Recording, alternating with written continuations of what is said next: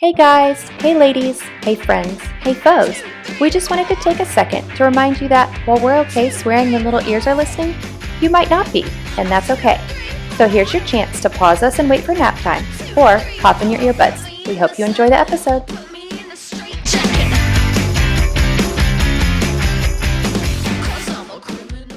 Welcome back to another episode of Done Playing by the Rules, Digging Deeper. So these episodes are a little bit shorter and they will either be used to expand upon something that we talked about in a previous episode or to really dive into something or to go back and cover things we missed, which is something in this episode.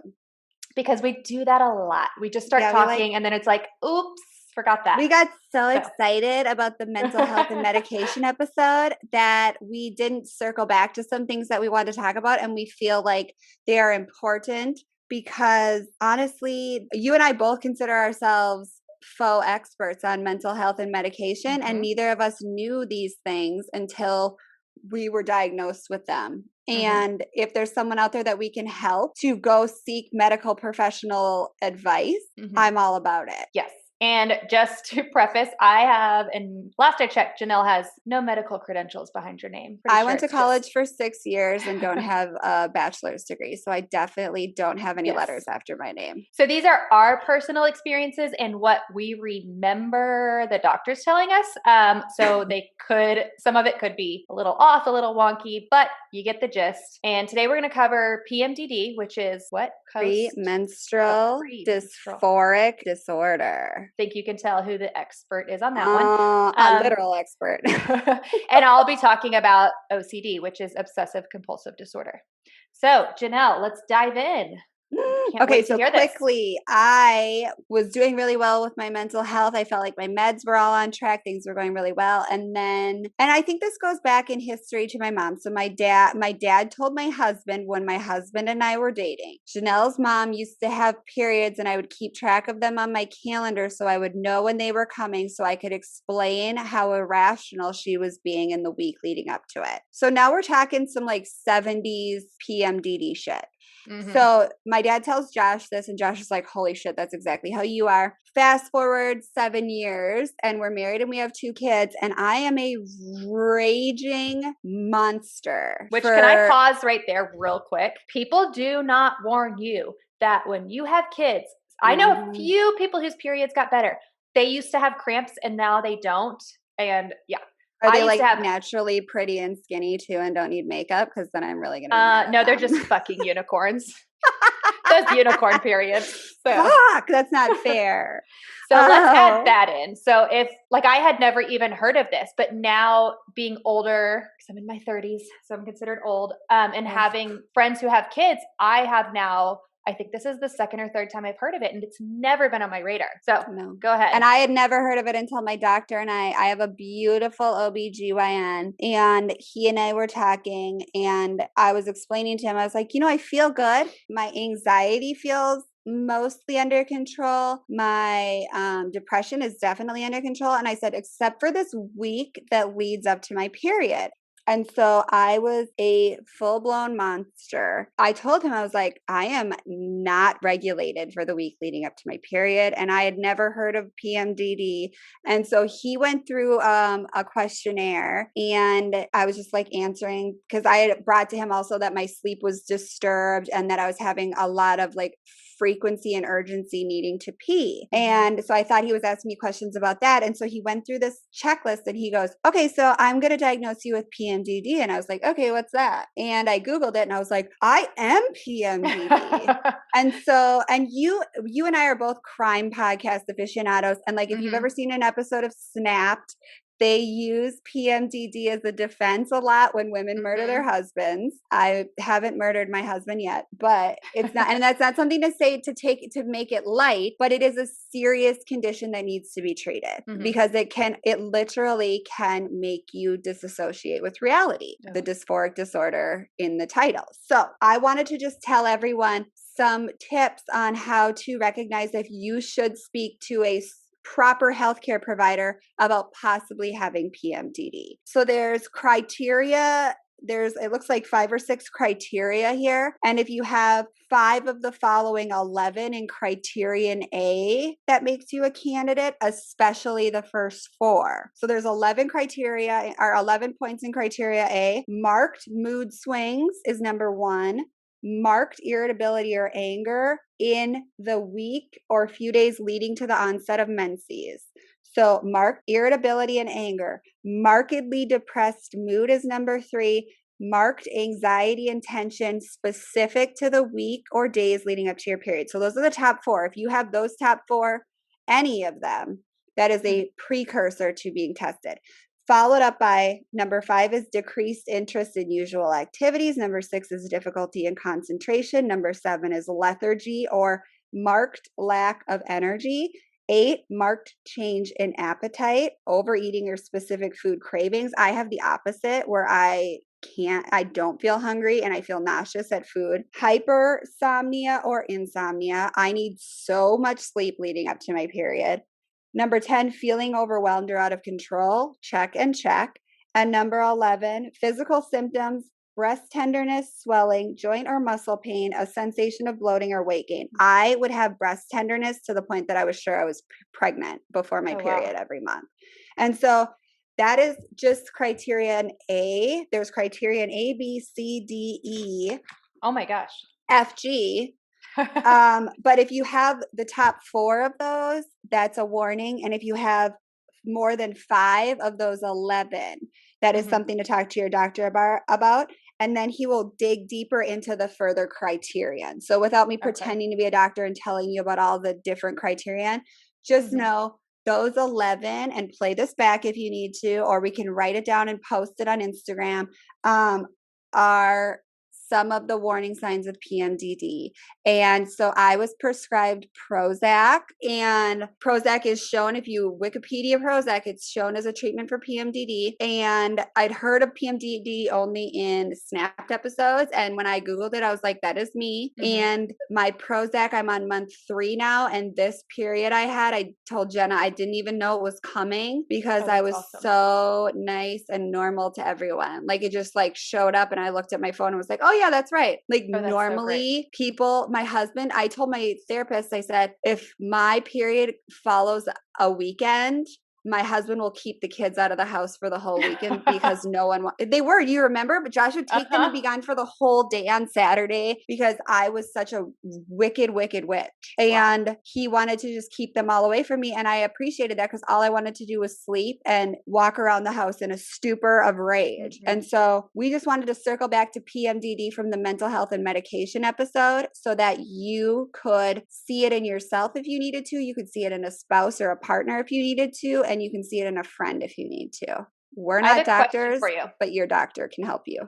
You said marked many times. So does that mean like with all those symptoms, like it's not all the time and it happens during a certain phase in your cycle, or what exactly? Can you expand on that a little more? A big uptick in irritability. So a big uptick in mood swings. Like my moods would just like, whoom, whoom. And so basically like night and day, like on your anxiety, like you're fine one day and the next day you're like, And I said to him, I said, or depression. I said, I feel like I'm so well managed until the week before my period and then I'm a mess. Or I feel like I'm so well managed on my medication and then I can't get out of bed for 2 days. I always use can't get out of bed like I actually have the luxury of staying in bed. But like I'm dragging my ass around and I need a 4-hour nap 2 of the days leading up to my period. So with you, is this something that you experienced before your period and then it would let up once your period came, or was it weeks at a time? Nope. It was maybe 7 to 5 days leading up to my period. And the day my period came, I was back to happy Jenelle. And I don't know that that's necessarily how it works for everyone. My periods were also very long. Like my cycle was very long. Like it was well over 28 days. I was always 6 or 7 days beyond where my phone tracker would tell me where to be. So I don't know if that had something to do with the diagnosis, but at the day my period came, I would wake up and be like, because I always get my period first thing in the morning, I would wake up and be like, hello, beautiful world. Where are my beautiful the opposite children? of most people. Yeah. Wow. I had the opposite of most people. As soon as my period hit, and the other weird thing is the day my period hits is my slimmest day of the month. Like, what? all my bloat leaves my body, and the first day of my period is the thinnest I am all month. It's very strange. Yeah. And so I wake up that day skinny and feeling like a boss. But the week before, everybody's still mad at me for because I've been such a witch. And so I think it's a good thing to point, which I have told many friends, if you're experiencing any of these symptoms, when you're experiencing them, please write them down because like Jenelle said, she snaps out of it that next day. So if your appointment doesn't fall on that week, you might be like, oh, I'm great. This is great. And your mental health will mess you up on that one. So you're completely right. And I don't think had my Telemet appointment, it was just a random med check. Had it not fallen on that week where I was hysterical, I might not have remembered to bring it up to him, but because I was in it, I was able to so accurately describe it that he was like, oh my God, this is PMDD up, down, and sideways. Okay. Where had this appointment been a week later where I'm on like day 1 of my period and the world is grand. So you're completely right. Write it down when you're in the worst of it and write down what your family's experience is. And when I told him like my family literally avoids me and leaves the house for whole days at a time, he was like, yeah, okay, so that is really dramatically impairing your ability to live a good life. Like that's when you know that you've let this go on too long. And I was going to say, there's also apps. Some are free, some you pay for. I personally use MyFlow, FLO, and you can click on the day and quickly just click on your symptoms and it records it. So when you go, like I'm going to see my midwife next week for some hormone checks and I've been tracking all my symptoms because they are different throughout the month. And so if you can't remember to write it down, at least use an app and just click. And they have like little ones that you can just click, moodiness, anxiety, and you can see a pattern after a couple months on when those things are happening. Like I know my anxiety spikes during ovulation. And to me, that was like a relief to know, okay, it's ovulation. It's not something wrong with me each month. So try and track them or record them or whatever, but go see your doctor. Go see your doctor or telemed your doctor or call your midwife. Jenna loves a good midwife. I do. That was great. I really like that. Thanks for sharing that. So I'm going to cover something that I've struggled with. Okay, so I'm going to talk about OCD, like I said, but it's very hard to differentiate to me between OCD, anxiety, and personality type. I am very type A, and I'm not a medical professional. And it's something I've always dealt with, so I don't know exactly what is personality, what is OCD, what is anxiety, because it all kind of goes together. And I did not know OCD and anxiety are linked. From what I understand, OCD is usually associated with anxiety. And that is what I have experienced. I don't know which came first. I'm assuming anxiety, but my mom will tell you I was the kid in the candy aisle. My brother's begging for candy and I'm sitting there organizing, making sure they're all facing the right way at age 4. So I don't know. What came first, the chicken or the egg? Or did they just both show up at the same time? Yes. And I've always had an issue with counting, which sounds weird, but I count. Like the other day, my husband was like, what are you looking at? And I was like, I'm counting the stripes on your sweater. And I don't catch myself always doing it. I count ceiling tiles. And it's usually, oh, look at my splotchies. Sorry, if you aren't watching this, I get splotchy every time I talk about something. That's difficult. But that's what we're here for. Exactly. And it's just part of me. I just look like I drank a ton of red wine, which I did not. I am sober. So I always have had an issue with counting. Like I said, I count in 8s, which I don't know why. I think maybe the dancer part of me, because you do 8 counts for, you're doing like routines. And it's always going on in my mind. I count ceiling tiles. I count stripes. I count my fingers a lot. A lot of it also is I have a huge fear of germs, which I did not know was part of OCD as well. And just contamination in general. So it's not just germs, but like one of the reasons I don't like drinking is because drinking leads to people vomiting. And I have a fear of vomit, which is a real thing. It's a real thing. Yeah. And I mean, when I say fear, I mean fear. And I think some of it is the uncontrolled. Like if someone poops their pants, it's somewhat controlled. If someone pees their pants, it's controlled. But if vomit, and that is something like when I was little, I would be nervous to fly because of that. And the contamination part is really hard for me. So you can imagine COVID has been very, very, very difficult. Yeah. When I say I have a fear of germs, it's more manageable now. But throughout my life, it has prevented me from doing things. I would obsessively clean, and not just like clean my house. Like as a kid, my room wasn't picked up. But when they came out with sanitizer, I mean, that thing was my best friend, and I had one in every pocket, backpack, and boot. It was everywhere. And strapped and loaded. Yes. And I still am. One time my therapist was like, I want you to open your purse and tell me how many bottles of sanitizer you have. And this I was think pre-pandemic when yes, sanitizer wasn't as hip. Mm-hmm. And I was pregnant, and it was the worst flu we had seen in a while. But I think I Jenna, had, how many bottles did you have? I think I had 6 or 7. Okay. And she caught me. I would say caught. We knew it was an issue.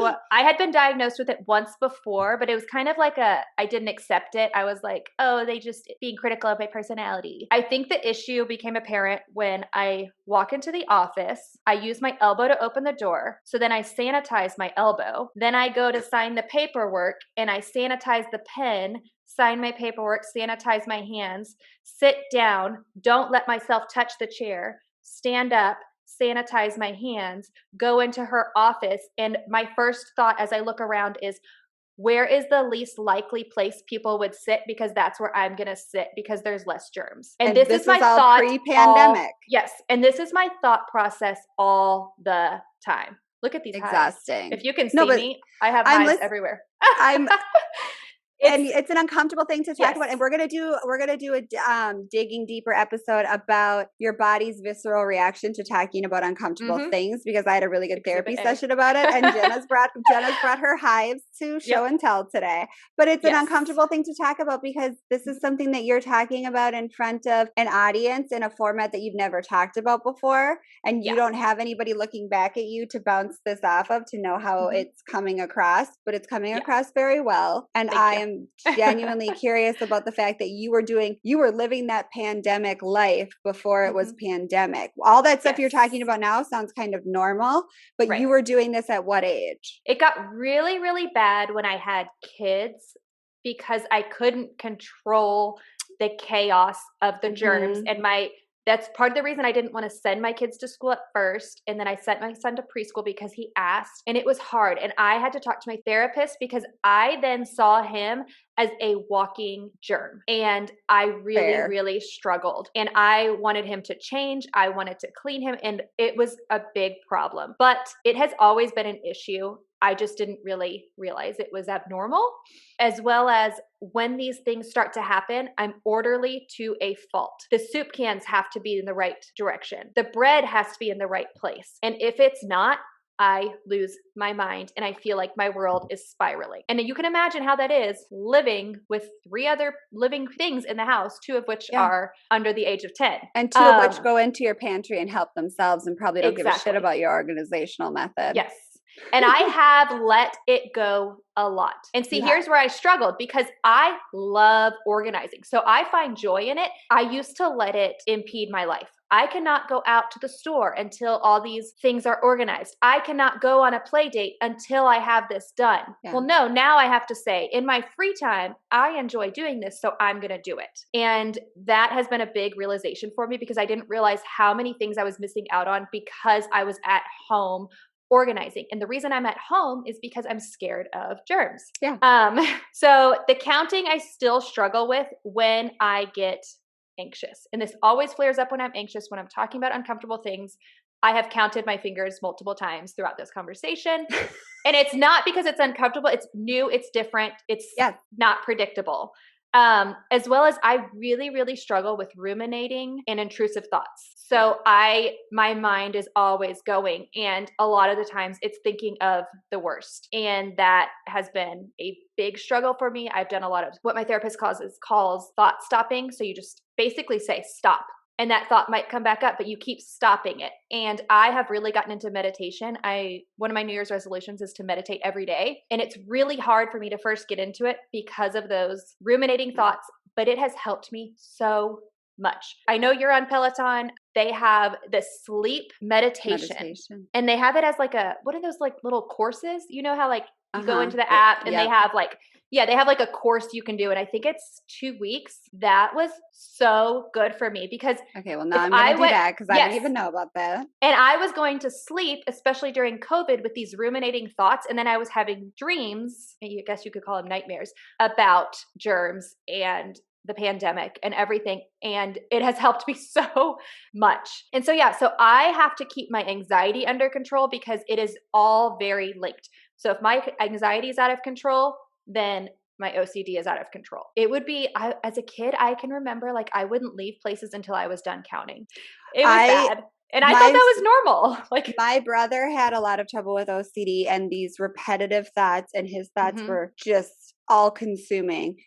His manifested in hand washing, I remember. I did have like a little blip of OCD, which was chewing. I had to chew things an uneven number. So I would chew things 3 times on this side, 3 times. My number was 3, 3, 3, back and forth on threes. And this was probably a 6-month span. I remember sitting at the table doing it, but like, it just sort of like sputtered out. That is the difference between a little OCD blip and a lifetime OCD member like you, who is always going to have heightened, and those are very common things to go together. A heightened anxiety produces a heightened OCD because you're trying to control your surroundings. Yeah. And also staying home and pretending there's chaos in your home so you don't have to face what the true chaos is outside, where it's germy and unpredictable, is very common in these things. And being in control was like such a big thing. Like I know you asked me how young I was, and I'm not exactly sure, but I also remember as a kid, I hated going to restaurants because I didn't like the fact that other people were in charge of my food. And to me, that was contamination. And before I would eat, and I'm talking like 5, 6 years old, I would ask my parents to check it if it was meat to make sure it was thoroughly cooked, and I would make them like cut it and check every single part of it. And I would sit there and order like the safest things. I heard once that you are more likely to get food poisoning from salads, and so I would never eat salads at a restaurant. And my parents were always like, "Why don't you like to go out to eat?" And I just couldn't explain it. And I'm like, "I just want to be home." And now as an adult, I look back and I'm like, "Oh, okay." And I still struggle. Being a vegan has helped because we don't have the meat, but we do have the unwashed vegetable issue.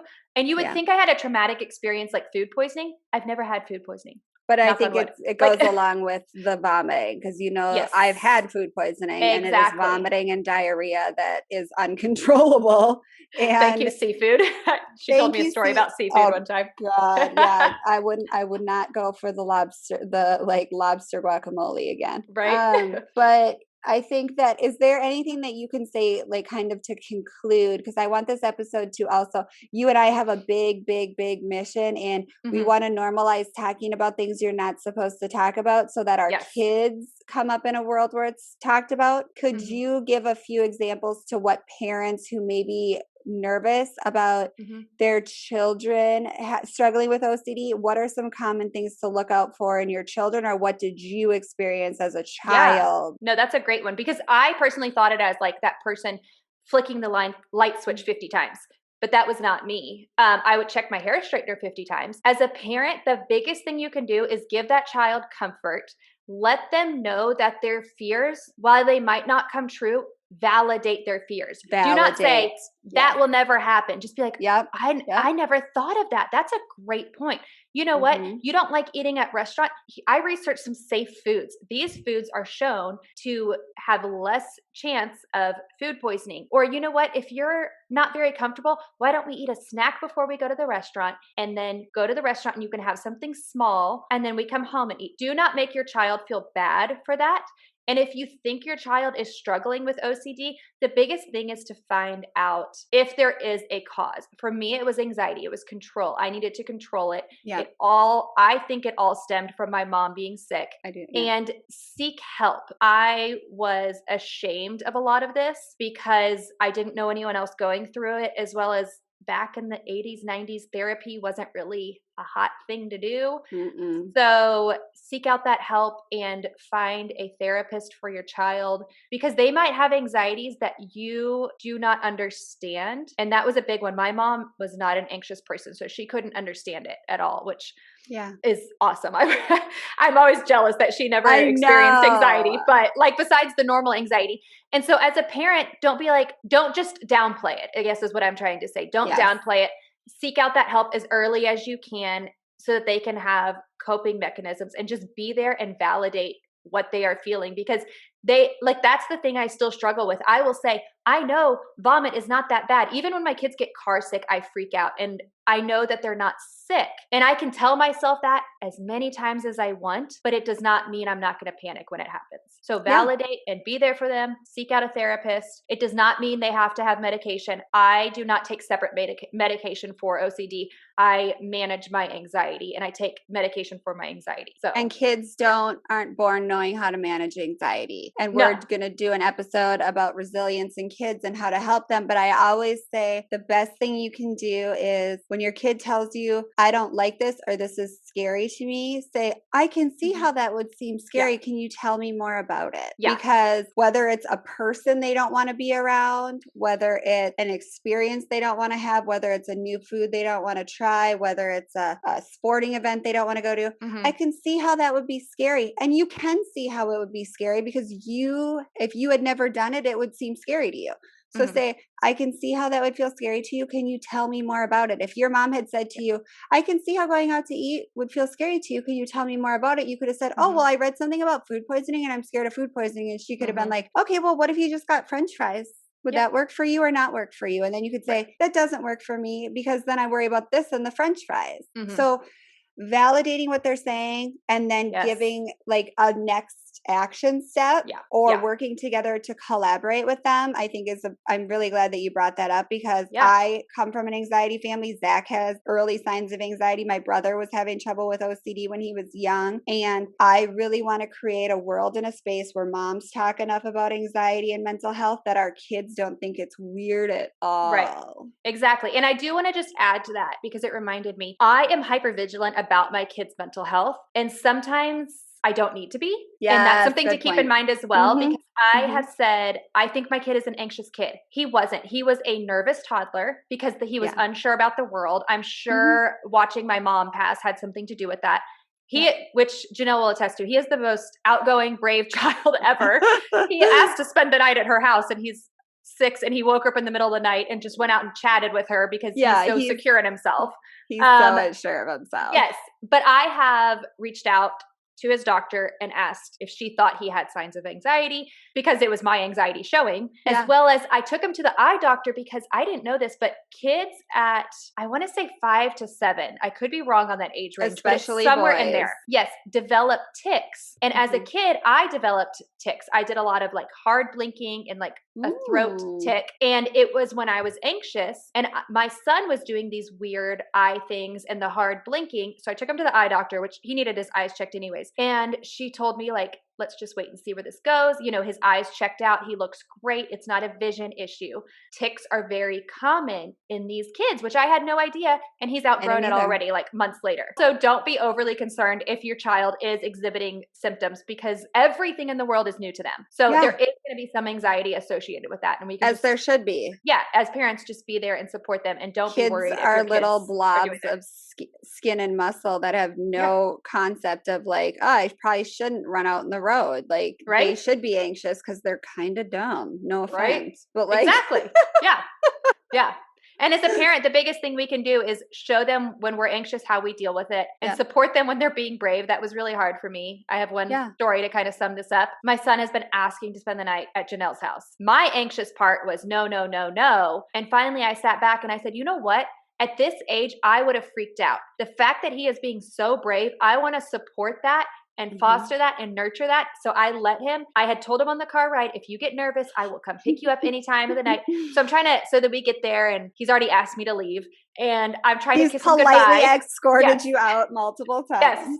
And so I'm kissing him and I'm like whispering in his ear because I don't want to embarrass him. And I'm like, if you get nervous or anything, you feel uncomfortable, I will come pick you up. And he's like, yeah. Bye. Like, bye. I was proud of how brave he was. And Jenna's son is so brave that he brings out a braveness in my son. So also think of fostering relationships with kids that have attributes that you want to rub off on your own kids. Or yourself. Or yourself. Yes. I learned so much from like Zach being like, hey, I don't care that I'm like a weirdo that likes this, and this. And I'm like, oh my God, at your age, I was already so self-conscious of people thinking I was weird. And you don't give a shit if anyone thinks you're weird. Like, dude, I want some. Can I get some of that? Like, exactly.